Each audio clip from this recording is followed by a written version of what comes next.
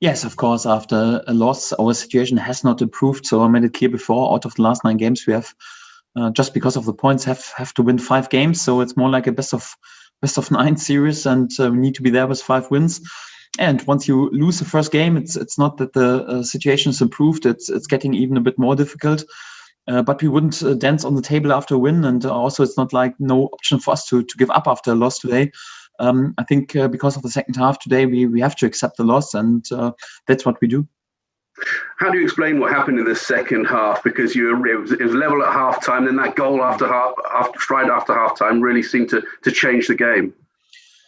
Yes, so goals are always defining moments for a game. I think it was a pretty tight game in the first half with advantage for us, especially in the first 10 or 15 minutes. Yeah, sadly, we were not able to reward ourselves and not effective enough in using the situation that we had in the first half to go in lead. And the second half, then, pretty quick, we conceded 2 goals and were 2-0 down.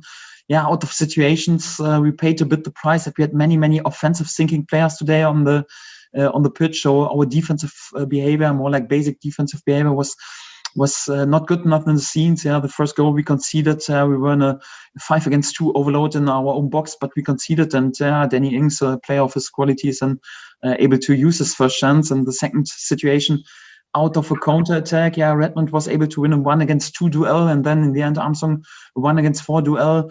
Yeah, we were defensively in these situations not solid enough. Paid a bit the price for many offensive thinking players on the pitch. And to be honest, after we were then 0-2 back, it was then after all the setbacks and all this difficult moments in the recent week with injuries and Marcus Tiepermann or whatever, then the belief was a bit away, and it was too difficult for us then to turn this game. And in the second half, Southampton was the better side, and we have to accept the loss. You said that the belief wasn't there. Can you get it back between now and the end of the season? Yes, we have to, definitely. So like I mentioned before, so each of the game has its own story, and it's always the same. Yeah, when you start so much on the front foot, I would say in the first 10 or 15 minutes, it was nearly a power play. Once you reward yourself, then it's more like the whole momentum in the game change. Our problem is a bit that many key players in the defense are injured, and we will have to go with many offensive thinking players on the pitch, and we'll have to go with what we've got. And for that, it will always be difficult when we are not effective enough in rewarding ourselves and using the chance, because if you don't score a goal, then you have to play without any mistake in the defense. And of course, it's not that easy for my young players and inexperienced players to be that solid always on this level. But this is a situation, it's a reality, what we face at the moment, and we keep going. And just finally, you had a long layoff like everyone else. It was a chance for a fresh start, perhaps, and a fresh impetus. Did you expect more from your team today? Yes, of course. We wanted to start with a win, and of course, you also. I always trust my players. I was fully convinced that we could win this game, and but no accusations in general. I think we started exactly how we wanted to start this game, and we wanted to attack also with many offensive thinking players on the pitch. Yeah, sadly we were not able to be effective enough, and for that it was a tight game. So we can't expect that on this level. Yeah, we overrun the other teams just because we are motivated. Yeah, the other teams have so much quality and they're also motivated. It's not like we blow them away out of Carrow Road. It's always important to be effective and to be disciplined and concentrate on your defensive behavior. And sadly in this 2 situations after halftime we were not. And then Southampton had the quality to be effective. Ings and Armstrong to use their first chance. And like I said before, then after being 0-2 down, it was then difficult. Yeah, we will be disappointed today and also allowed to be disappointed tomorrow. But after that, we keep going. Thank you, Daniel. Thank you. Thanks a lot. Thank you, Roger. If any other attendees wish to ask a question, please raise your hand.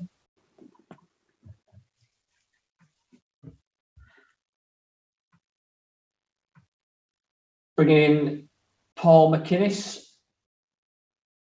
Paul, do you wish to unmute yourself? Hello, Daniel. Can you just talk us a little bit more about the change in formation? Because I don't think you've played 2 up top before. What was it that gave you confidence that it would work today? Yeah, there were a few thoughts behind because, if I'm honest, so Josip Drmic was also struggling a lot during the season with injuries, and we all got the feeling he's right now physically totally prepared, and he and also Timo Pukki looked quite good during our mini preseason, and we want to attack the game. So it's more like we are in a situation where we have to win football games, and yeah, to be honest, it's also like when you have so many key players defensively injured, then it's more or less more also the only option to have many offensive thinking players on the pitch. And if I'm honest, also got the feeling in the last days it was not that easy because of this injuries, the situation with Marcus Stiepermann, and then by giving the sign, okay, we attack this game, is also you have to distract sometimes the players a bit, like from feeling too sorry for yourself, and just to that, also out of tactical reasons, we wanted to have also a player up in the offense who is able to win and save the ball with the back to the opponent's goal and to win some headers, because in terms of tallness, we were not that great in the players we could brought in. And sadly, we were not rewarded with being there unbelievably effective in the first half. I think if we would have been able to score the first goal, it would have created even more excitement and confidence, and then we would have had a great chance to be there with this first win. But we're not effective. Sadly, not effective enough to score the first goal, and for that we have done to accept the loss. And just quickly on the fact of playing behind closed doors, and then during this still the ongoing pandemic, how did you find that today? Yeah, strange, because we're playing for the fans, and it's a strange situation. We have, of course, tried to prepare the players in a most perfect way for this, with in-out house friendlies and training sessions here at Carrow Road. Yeah, of course, for newly promoted sides who needs their supporters in the back in order to win the home games. In the recent home games, we were quite good and were able to be successful. It's not an advantage, not easy. Yeah, we know that we lose a bit our home game advantage, but we don't use this as an excuse. So that's the situation. Each and every team has to adapt to this, and for that we don't use this as an excuse for this loss, and also not for the next games. We have to adapt to this, and hopefully pretty soon we are able to play in our living room in front of our supporters again, because it feels anyhow crazy and strange, but it's nothing what we use for complaints. Thank you, Daniel. Thank you. Thanks, Paul. Going to bring in Paddy from the EDP.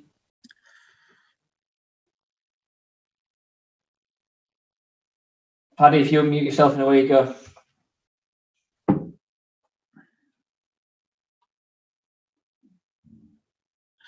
Daniel, you made the change of shape, but the midfield-wise, did you feel it left you a little bit of lack of protection for your back four?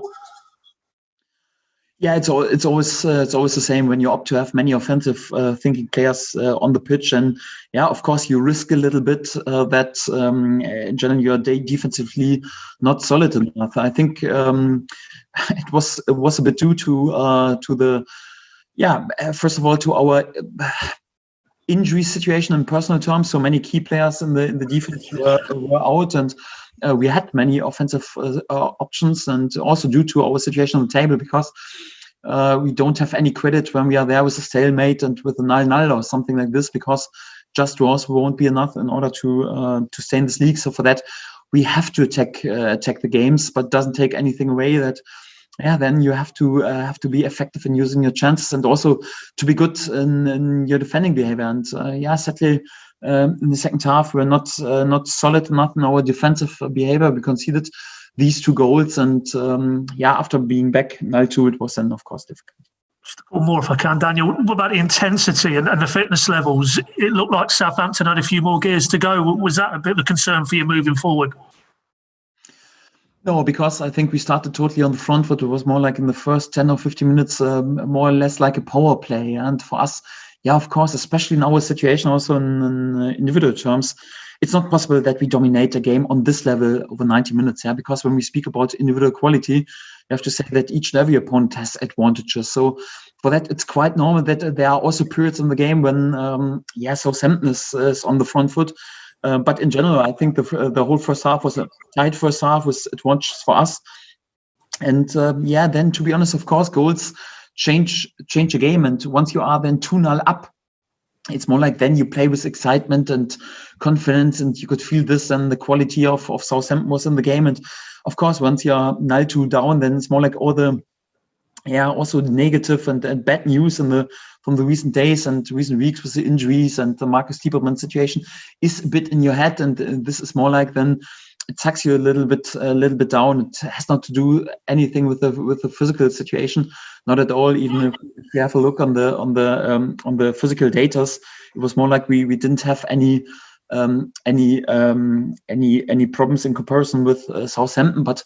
Of course, then it's more like you could sense in the body language and with the belief that is not there anymore, and it was definitely, of course, a difficult situation then to play the rest of the second half, and then it seems sometimes a bit like physically it's not possible to find the next gear. It's more like a thing of belief and confidence in this moment, to be honest. Okay, and just final one. You said yesterday to us that basically over these 9 games, your team would have to be at their very best. How big a blow does this feel now? Yeah, it's a setback without any doubt, and after each and every poor result and setback, it's the situation is getting more and more difficult without any doubt. But like I mentioned before, so it's a best of 9 series. We have to win 5 games, so of course we would have preferred to start with the 1-0 to the series. Right now it's 0-1, and we have to accept that our situation. It's even a bit worse than before the game, but it's no option for us to give up. We keep going as long as we have a chance. And when you're 0-1 down in the best of 9 series, you're still capable to win the series. As long as we have a chance, we keep going, and that's our attitude. So of course we're disappointed today. We'll also be disappointed tomorrow. We'll have to analyze the game and speak about this. But then from next week on, we keep going. Thank you, Daniel. Thanks. Thanks, Ben. Thanks, Paddy. Michael Bailey, just going to promote you up now.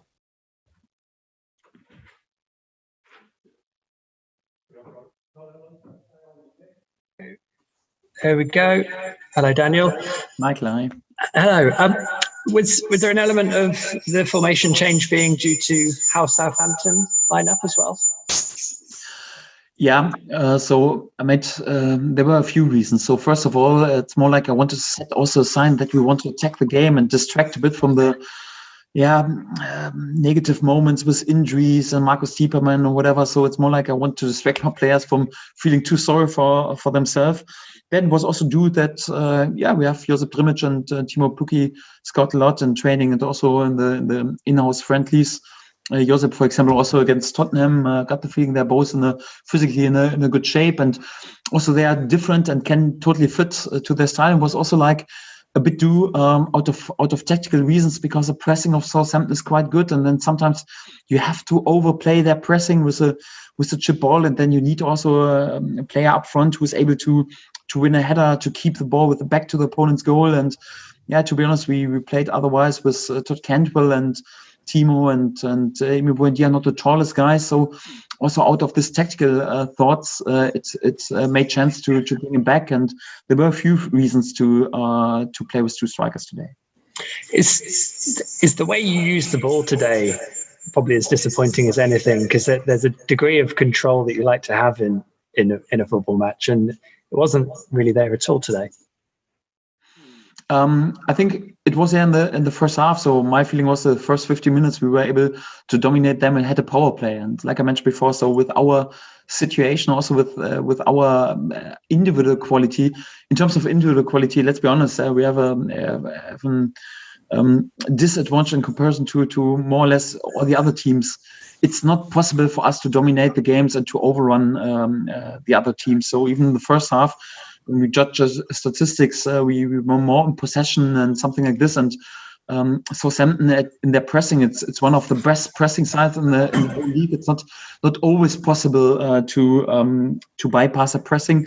I think also in individual terms, we didn't have our best day in terms of first touch and in terms of being really tidy and clean in our passing.